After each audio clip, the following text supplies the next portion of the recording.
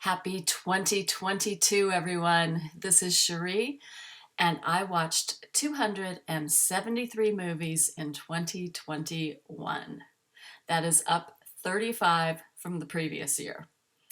Of these, only 40 came out in 2021. So I have a lot on these lists that are going to be older films. I hated 15 of them, but I absolutely loved 53 of them and would definitely rewatch them. Only 7 did I actually see in a cinema. All right, so let's begin with my least favorite films watched in 2021. Battleship, based on the board game. It's a 2012 American military sci-fi disaster action film starring Rihanna. And that was probably the only good thing about it. Number 2, Birdemic, one of those so bad it's good films. It's a 2010 indie horror made locally in Half Moon Bay, which is about 50 miles north of where I live. It concerns mutated birds, and it's got awful special effects. Number 3, The Blood of a Poet, from the early 1930s. This is an avant-garde Jean Cocteau film, black and white, 1 hour long. It's about an artist who experiences surreal images. Number 4, A Brighter Summer Day. This is a 4 hour long film from Taiwan, made in 1991. The conflict is between two youth gangs in the 1960s. Number 5, I'm Thinking of Ending Things. This is a 2020 psychological thriller written and directed by Charlie Kaufman. The best things about it were Jesse Plemons and the ending. Number 6, Let the Corpses Tan, a 2017 weird Western crime drama. It's a French-Belgian co-production that's just a little too pretentious for its own good. Number 7, Man Bites Dog, a 1992 Belgian mockumentary about a serial killer. It's brutal and disgusting. Number 8, The Matrix Revolutions, a 2003 sci-fi action by the Wachowski siblings. Boring. Number 9, Replicas, a 2018 sci-fi thriller starring Keanu Reeves, who plays a synthetic biologist who tries to clone his family. Just extremely forgettable. Number 10, Siberia, a 2020 psychological horror starring Willem Dafoe and directed by Abel Ferrara. It's an exploration into the language of dreams. 11, Stalker, from 1979, a Soviet sci-fi 2 hour and 43-minute film directed by Andrei Tarkovsky. It's about an illegal guide with a mutant child who leads two men into a post-apocalyptic wasteland in search of the room. And it would have been better if they had found the movie The Room at the end of it, because this was just really boring. Number 12, Tuki Buki, a 1973 Senegalese drama. It's about a couple who tries to get money to relocate to Paris. There are 2 on-screen animal killings in it. I wish it had come with a disclaimer. And there's an overuse of the song Paris, Paris by Josephine Baker. Number 13, Vox Lux, a 2018 music drama starring Natalie Portman as a tragic pop star. She's a survivor of a school shooting, and she adopts a Madonna-type accent, but she's not really a Madonna character. It's a depressing film. Number 14, We Have Always Lived in the Castle, a 2018 mystery drama based on a book by Shirley Jackson about male abuse and female rage. The characters were so completely annoying, I could not get into it. And number 15, A Woman Under the Influence, a 1974 2 hour and 26-minute drama written and directed by John Cassavetes. Gina Rowland plays an unstable housewife and mother. Peter Falk plays her hot-tempered husband. It's semi-improvised and has a cinema verite style. So if you know me, You know, I don't like those kinds of things.